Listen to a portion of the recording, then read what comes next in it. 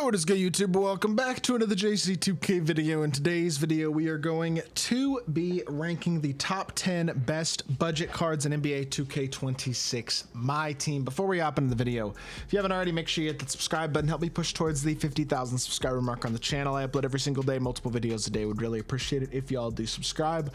Without further ado, let's get into it. This list basically consists of cards that are right about 50,000 MT or under. A couple of these cards might not be, as I post this video, exactly under 50K, but they're right at that price point. I think pretty much all of them are. And yeah, I think it's a good list to hopefully help out people who are looking to fill their squad for a cheaper price point. A lot of good options that have dropped in price as of late or come out as of late. So these are cheap cards, but there's pretty solid cards. So before we hop into, if you haven't already, make sure you hit that subscribe button. Help me push towards the 50,000 subscriber mark on the channel. I upload every single day, multiple videos a day. Would really appreciate it if y'all do subscribe. Without further ado, number 10, Paul Westphal is he is 6'4" or 6'5" at the point guard position. 6'4", 6'7" wingspan. Not the best interior defender, not the best slasher, but he's got decent size, good speed, good shooting, or solid shooting, solid defense as well. I do like that he's got the amount of total badges he's got, including a lot of good defensive badges, has every playmaking badge, Hoff, Deadeye, Gold Set Shot, and Shifty. He's not a jump off the page ridiculous card, but he's decently competitive defensively. His jumpers, well, his base is really good. Millsap upper isn't insane, but I do think he's a pretty solid card. Like I like this Paul Westphal card as an overall option. I think he's a good PG, and I mean for a pretty cheap price point as well. Not a bad card to start off with at number 10. I believe he was in the top 2 or 3 last time I made this list as well. So should go to show how much this list has improved since that point, I guess. Naz Reid is going to be our number 9. I believe I actually had this card at number 1 the last time I made a budget card tier list. So similar story with him, where he is now. I mean, the list is definitely updated a lot. 6'9" with a 7'3" wingspan. Problem with Naz is he's kind of slow. 79 speed. I mean, the 46 steal is annoying, but I don't think it's the most important thing. And 75 agility as well. He's just not laterally that insane. What he does have going for him, Hoff Set Shot with an elite jumper. He's really, really good pick and popper. I just wish he was a little faster at the 4 or a little bigger at the 5. One of the two, you know what I mean? And that's why I got him a little lower on the list. The jumper is freaking awesome though, and I think that is the thing that kind of boosts him up a bit, which is why he's only he's like number 9 instead of not being on the top 10 list at all. Is because his jumper is actually really, really good. I think he's a pretty solid card. Number 8 is going to be Marvin Williams. If you love shooters, you're gonna like this Marvin Williams card. He is really, really solid. Just a great catch and shoot shooter. Also has an 85 driving dunk, 84 speed, like pretty decent defense. He's not a liability in other areas either, but he's an elite shooter with a really good catch and shoot jumper, and then competent slasher, competent defender. Could definitely use some more badges for sure, especially on the defensive end of the court. And for an amethyst, that's a little annoying sometimes having a badge out of card, but that's how it is. His jumper's great. His movement isn't awesome, but I think he's a really good card. I'm a big fan of Marvin Williams in my team. Really nice budget 3 and D, mostly 3, small forward. And then Trey Murphy is going to go right after Marvin Williams. I think basically right there with him. Another really, really nice card, who I think, again, is very, very... I think he gets the job done, for sure, is what I'll say. I think he is going to be... What? He's 6'8", 7 foot wingspan, so he's an inch shorter than Marvin. But the thing that he does better, 95 driving dunk, also a great shooter. And I think maybe a little, I mean, similar defensively, to be totally honest. But he is faster, and he's definitely a better slasher. Has really good finishing and shooting badges already. Now, could definitely still, again, use defensive badges. Interceptor, on-ball menace, paint patrol, pick dodger, removable. Things like that. And if you give him those defensive badges, I really think he's a very, very good card. But, as is... I don't think I can put him much higher than this, just because as solid as he is still missing a lot of those important defensive badges. If you add those, certainly think he can be even higher than this, arguably, on this list, especially with how good his jumper is and how good of a slasher it is. But again, you don't want to buy an amethyst for 20 or 25K and then have to spend another 25K badging them out. Like, I think that's a little bit annoying at times, so that's why they're a little lower on this list.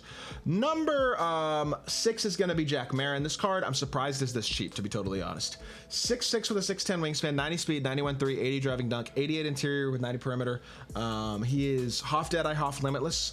Solid all-around defensive badges, which is one thing I really like. He's not really missing any important defensive badges. Could still use handles for days lightning launch, but he comes with good shooting badges and great defense, a good jumper with Curry escape, pro dribble style, so a little bit of movement as well, especially that Curry escape. I really like this card. I think he's very solid. His jumper's not absurd. If it was, I'd have him a little higher on this list, honestly, but I like the card already as is, and I think he's a good option at number 6. Definitely a really solid, well-rounded shooting guard at the position.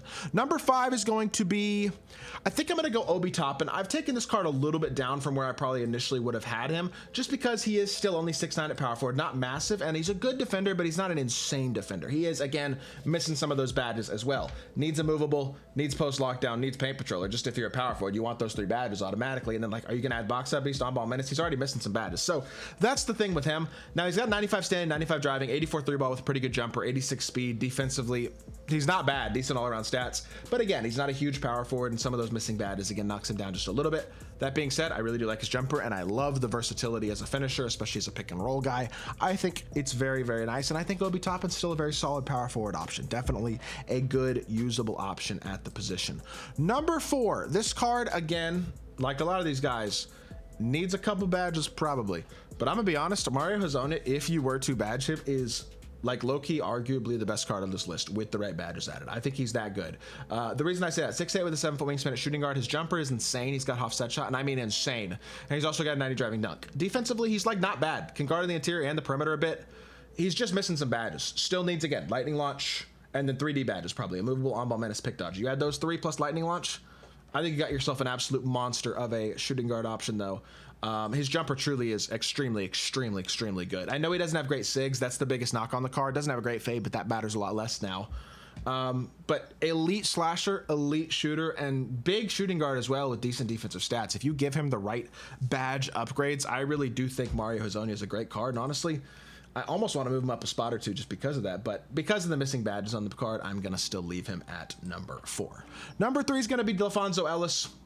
If you like completeness badge-wise, which I do, this is your card. 6'8" with a 6'11" wingspan. Stat-wise, very complete as well. 95 driving dunk, half posterizer. But 29 total badges as a base card, including every single defensive badge in the game on at least goal with half rebound chaser. Yes, he could still use Deadeye, lightning launch, handles limitless, whatever.